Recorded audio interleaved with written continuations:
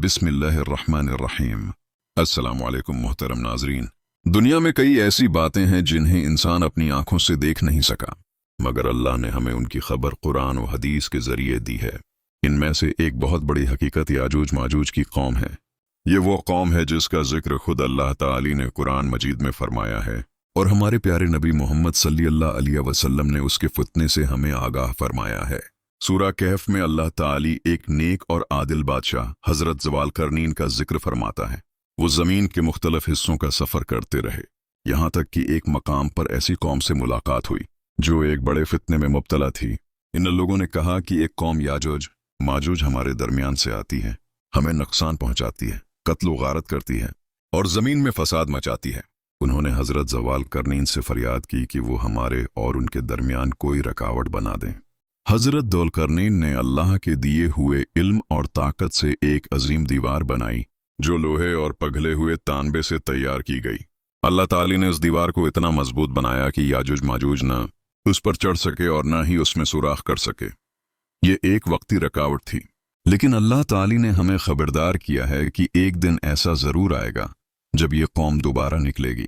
नबी करीम सल्लल्लाहु अलैहि वसल्लम ने फरमाया कि याजूज माजूज हर दिन इस दीवार को खोदते हैं और जब वो करीब होते हैं कि वो दीवार को तोड़ डालें तो वो कहते हैं कल दोबारा आएंगे, और जब वो अगले दिन वापस आते हैं तो दीवार पहले जैसी हो चुकी होती है।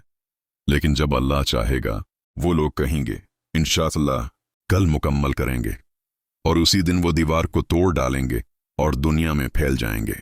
जब वो बाहर निकलेंगे तो जमीन पर ऐसा फसाद बर्पा करेंगे जो उससे पहले कभी नहीं हुआ होगा। नबी करीम सल्लल्लाहु अलैहि वसल्लम ने फरमाया कि वो पानी के बड़े बड़े जखीरे पी जाएंगे, दरख्तों और खेतों को तबाह कर देंगे, इंसानों को कत्ल करेंगे और जमीन फसाद से भर जाएगी। उनकी तादाद इतनी ज्यादा होगी कि हर शख्स के साथ हजारों होंगे। उनका जिस्म छोटा, चेहरा फैला हुआ, आंखें छोटी और बाल झाड़ीदार होंगे। उनकी होलनाकी इतनी ज्यादा होगी कि दुनिया के लोग उनसे पनाह मांगेंगे। इस वक्त हजरत ईसा अलैहिस्सलाम जमीन पर मौजूद होंगे जो क़यामत से पहले वापस दुनिया में तशरीफ लाएंगे। हजरत ईसा और ईमान वाले लोग अल्लाह के हुक्म से पहाड़ों की तरफ हिजरत करेंगे ताकि याजूज माजूज के फितने से बच सकें। फिर हजरत ईसा अलैहिस्सलाम अल्लाह से दुआ करेंगे और अल्लाह ताली याजूज माजूज पर एक ऐसी बीमारी नाजिल फरमाएगा जिससे वो सब के सब मर जाएंगे।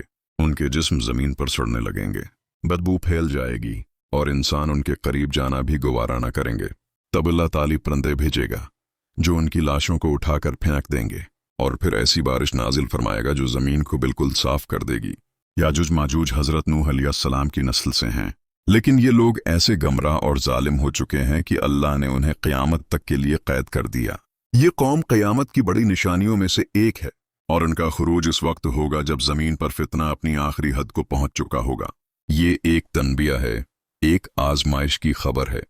क़यामत का वक्त करीब आ रहा है और हमें अपने ईमान की हिफाजत करनी है। जो वक्त आने वाला है वो सिर्फ उन्हीं के लिए नजात का जरिया बनेगा जो अल्लाह के सच्चे बंदे बनकर जिंदगी गुजारेंगे।